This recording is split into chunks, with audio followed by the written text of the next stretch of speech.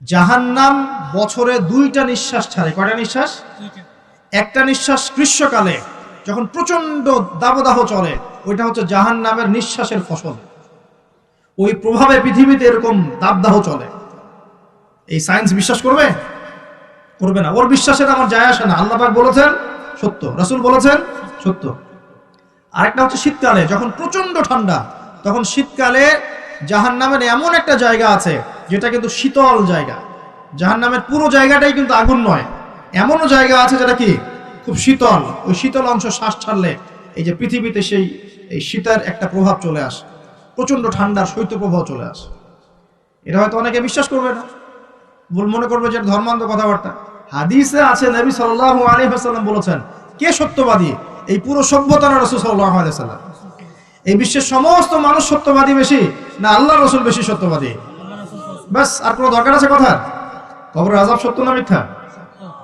চোখে দেখা যায়? কোন পরীক্ষাগারে প্রমাণ করা যায়? তাহলে পশ্চিমারা যে বলে যে পরীক্ষা নিরীক্ষা পর্যবেক্ষণ ছাড়া কোনো জ্ঞান নেওয়া যাবে না, তাহলে কি হবে? এই যে শিক্ষা ব্যবস্থা দাঁড়িয়ে আছে এখনকার এই দর্শনের উপরে, পরীক্ষা নিরীক্ষা পর্যবেক্ষণ চাক্ষুষ না দেখা পর্যন্ত কিছু বিশ্বাস করি না। যদি বিশ্বাস করেন তখন আপনাকে বলবে ধর্মান্ধ হয়ে ব্যক্তি। কি বলবে? কথা বোঝেন না আমার? হ্যাঁ, ওদের ফিলোসফি অফ এডুকেশন, মানে আমরা বলি এটাকে এপিস্টিমোলজি, আমাদের ফিলোসফিতে বলতো এপিস্টিমোলজি, মানে জ্ঞান তত্ত্ব। এই শব্দের অর্থ হচ্ছে কি?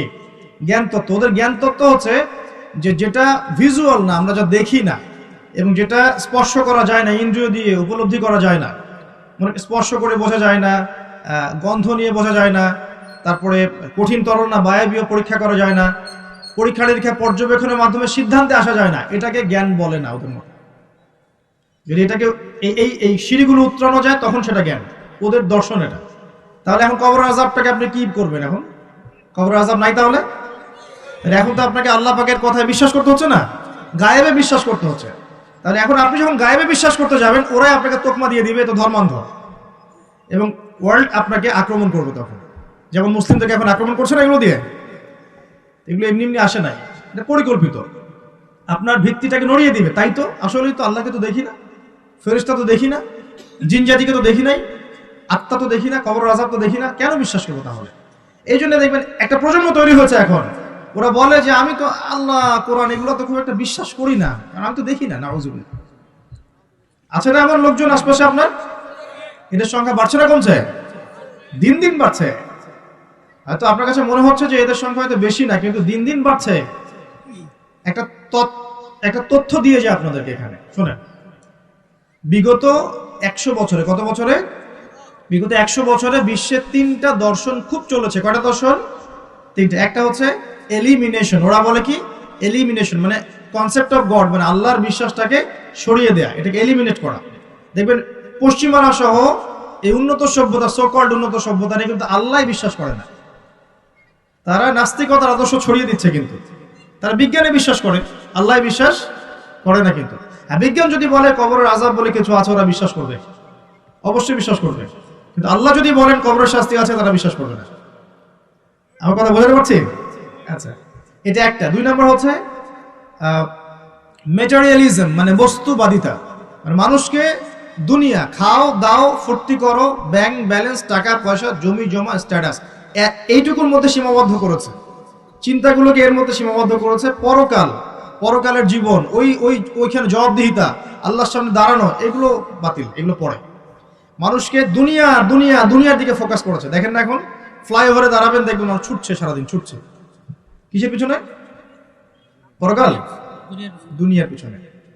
অল্প কিছু মানুষ আছে যারা একটু ধর্মান্ধ টাইপের, নাকি তারা ছোট ধর্মের দিকে। আরেকটা আছে 3 নাম্বার, এটা হলো চ্যালেঞ্জ এগেইনস্ট রিলিজন, মানে ধর্মের বিরুদ্ধে চ্যালেঞ্জ উত্থাপন করা, যে ধর্মের এটা কেন, ধর্মের ওইটা কেন, হ্যাঁ মুসলিমদের মধ্যে পর্দা কেন, চুরি করলে চোরের হাত কেন কাটতে হবে, বর্বর একটা বিষয়। তারপরে ইসলামে বহু বিবাহ কেন, ঠিক আছে, তারপরে বিয়ের এক্সাক্ট কোনো বয়স নাই কেন, মানে এই যে কনসেপ্ট থ্রো করছে না, এগুলো চ্যালেঞ্জ, রিলিজিয়নকে চ্যালেঞ্জ করা, এই দর্শনটা ছড়িয়ে দেওয়া হয়েছে বিগত 100 বছরে। এই তথ্যটা আপনাকে জানিয়ে দিলাম, ইনশাআল্লাহ আপনাদের স্টাডির ক্ষেত্রে কাজে দিবে। আজকে রাত্রে ঘুমানো থেকে শুরু করে দেন রাসূলুল্লাহ সাল্লাল্লাহু আলাইহি ওয়াসাল্লামের সুন্নাহর উপর আমল করা। পারা যাবে না ইনশাআল্লাহ? প্রথমে সূরা মুলক, তারপরে আপনি পড়বেন সূরা ফালাক, নাস, ইখলাস তিনবার মোট 9 বার, এবং প্রত্যেক 3 বার শেষ হলে আপনি দু হাতকে একত্রিত করে ফু দিয়ে নিজের মাথা থেকে নিয়ে যতদূর পর্যন্ত পারেন মাসাহ করবেন। ইনশাআল্লাহ রাত্রেবেলা আপনাকে কোনো দৃশ্য অদৃশ্যের ক্ষতি স্পর্শ করবে না ইনশাআল্লাহ। ঘুমের মধ্যে অনেক সমস্যা হয় না অনেকের, ওই যে বলে বোবা ধরে, দুঃস্বপ্ন দেখেন, হ্যাঁ ভয় পান, আছে না এগুলো সমস্যা? এই সব সমস্যার সমাধান কি মেডিকেল সায়েন্স করতে পারে? যাবেন একটা অ্যান্টি ডিপ্রেশন ওষুধ দিয়ে দিবে অথবা একটা ঘুমের ওষুধ দিয়ে দিবে, ঘুমান। কিন্তু সব সমস্যার সমাধান কে করতে পারে? আল্লাহ পাক করেন ইনশাআল্লাহ। এগুলো নিঃসন্দেহে কোনো না কোনো ভিত্তি এবং পিছনের একটা ব্যাখ্যা আছে, যেটা হয়তো আমাদের নাও জানা থাকতে পারে, হতে পারে না? সব জ্ঞান কি আমাদের আছে? সব জ্ঞান যে আমাদের নাই, একটা এক্সাম্পল দিই, জাস্ট একটা এক্সাম্পল দিই। আমাদের শরীরে কি আত্মা আছে? আছে না নাই? আত্মাকে কি কেউ দেখেছে কিনা? এটাকে কেউ টাচ করেছে কিনা? তা আত্মা কঠিন, তরল না বায়বীয় কোনো জ্ঞান কারো আছে কিনা? এখন একজন মানুষ মৃত, একজন মানুষ জীবিত, উভয়ের মাঝখানে পার্থক্যটাই তো হচ্ছে আত্মা। একজন মানুষ মৃত, তার মধ্যে আত্মাটা নাই, আর যে মানুষটা জীবিত তার মধ্যে কি আছে? রূহ বা আত্মা আছে। আল্লাহ পাক এই সম্পর্কে কি বলছেন? আল্লাহ বলছেন সূরা বনী ইসরাঈলে, ইয়াসআলুনাকা আনির রূহ, হে নবী তারা তোমাকে রূহ বা আত্মা সম্পর্কে জিজ্ঞেস করে। কুলির রূহু মিন আমরি রাব্বি, তুমি বলে দাও হে নবী রূহ হচ্ছে তোমার রবের একটা আদেশ মাত্র। কি একটা আদেশ? আদেশে এসেছে, আদেশে চলে যাবে, কোনো কারণ লাগে নাকি? আমরা কারণ ব্যাখ্যা করতে চাই, এটাকে বলে কার্যকারণ তত্ত্ব। প্রত্যেকটা কাজের পিছনে একটা কারণ ব্যাখ্যা করি। হ্যাঁ, এটা কেন হলো এই কারণে, এটা কেন হলো এই কারণে, এটাকে বলে কার্যকারণ তত্ত্ব।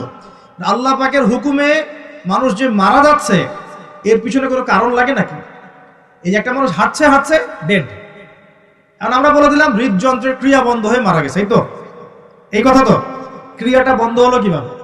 ভালোই তো ছিল, হঠাৎ করে কি হলো? কার হুকুমে হলো? এটা কোনো হুকুম তো নাই। এই কনসেপ্টটাই তো বিশ্বাস করছে না এখন। তো রূহ বলে কিছু একটা আছে না, এই রূহের কি ব্যাখ্যা আমি করতে পারবো? এই জ্ঞান কি আমার আছে? আল্লাহ বলছেন ওয়া মা উতিতু মিনাল ইলমি ইল্লা কালিলা, এই বিষয়ে তোমাদেরকে খুবই কম জ্ঞান দেওয়া হয়েছে, জ্ঞানই দেওয়া হয়নি। এই বিষয়ে জ্ঞান কে দেয়? আল্লাহ। নাকি সব জ্ঞান আমরা অ্যাচিভ করি? জ্ঞানতাত্ত্বিক দর্শন শোনেন, কিছু মানুষ বলেছে সুদীর্ঘকাল ধরে মানুষ বুদ্ধি থেকে জ্ঞান পায়। কি থেকে পায়? বুদ্ধি থেকে। আবার কিছু মানুষ বলেছে মানুষ অভিজ্ঞতা থেকে জ্ঞান পায়। কি থেকে? অভিজ্ঞতা। অভিজ্ঞতা হয়েছে, জ্ঞান পেয়েছে, আগে জানতেন না এখন জানছেন। এখানে বিষয়টা কি? এর চূড়ান্ত বক্তব্যটা কি? চূড়ান্ত বক্তব্য দিয়েছে ইসলাম। ইসলাম বলছে ওয়াকুলিল হাক্কু মির রাব্বিকুম, হক বা সত্য রবের পক্ষ থেকে আসে। সূরা বাকারায় আছে ওয়াআল্লামা আদামাল আসমাআ কুল্লাহা, আল্লাহ পাক আদম আলাইহিস সালামকে সমস্ত নাম শিক্ষা দিয়েছেন। সূরা আলাকায় আছে আল্লামাল ইনসান মা লাম ইয়ালাম, মানুষকে সেই জ্ঞান শিক্ষা দিয়েছেন যা মানুষ জানতো না। জ্ঞানকে শিক্ষা দিয়েছেন, জ্ঞানকে শিক্ষা দিয়েছেন। তাহলে জ্ঞান কার পক্ষ থেকে আসে? এখানে একটা কথা মনে রাখবেন, আপনার যদি অনেক বড় ডিগ্রি সার্টিফিকেটও থাকে, যদি হৃদয়টা পরিচ্ছন্ন না হয়, হৃদয়ে নূর না থাকে, আল্লাহর মারিফত বসীরা না থাকে, তাহলে কিন্তু আল্লাহর পক্ষ থেকে জ্ঞান পাওয়া খুব ডিফিকাল্ট।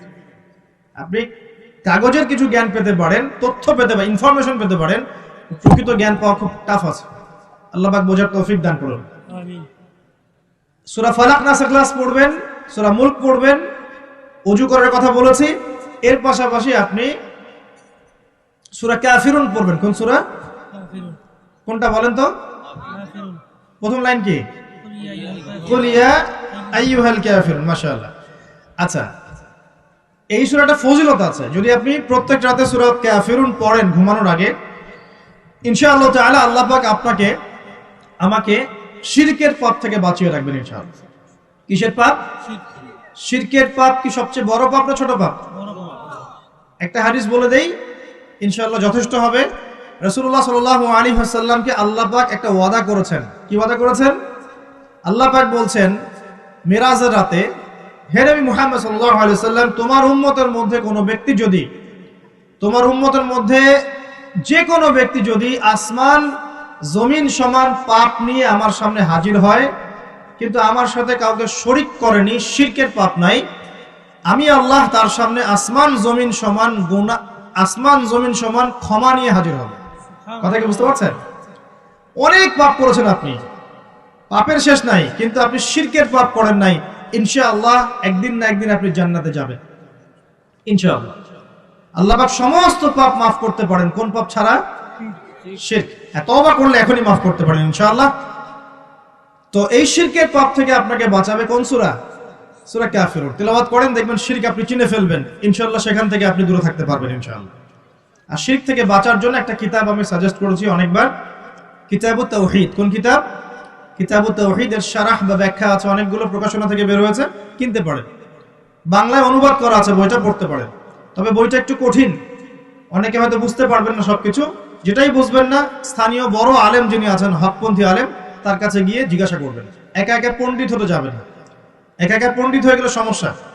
ওই যে এক শ্রেণী বের হয়ে গেছে যে কোরআন মানলেই হবে, হাদিস মানার কোনো দরকার নেই, আছে না? হ্যাঁ, এই যে বেশি পণ্ডিত এখানে কোরআনের দলিলকে অগ্রাহ্য করলো। আল্লাহ যে বলছেন রাসূল যা দিয়েছেন নাও, রাসূলের দেওয়াগুলো পাবো কোথায়? রাসূল যা দিয়েছেন সেগুলো কি কোরআনে আছে নাকি? রাসূল যেগুলো দিয়েছেন ওগুলো কোথায় আছে? রাসূল যেগুলো থেকে নিষেধ করেছেন ওগুলো কোরআনে আছে নাকি? রাসূল যেগুলো নিষেধ করেছেন কোথায় আছে? তাহলে এই অংশটুকু বাদ দিয়ে কোরআন মানা যাবে নাকি? তার মানে হচ্ছে আমি কোরআনটাই তো মানলাম না, তাহলে আমি কোরআনটাই মানিনি আসলে। তো এই যে সমস্যা, নিজে বেশি পণ্ডিত হতে গেলে প্রবলেম আছে। ওলামায়ে কেরামের সাথে সম্পর্ক রাখতে হবে।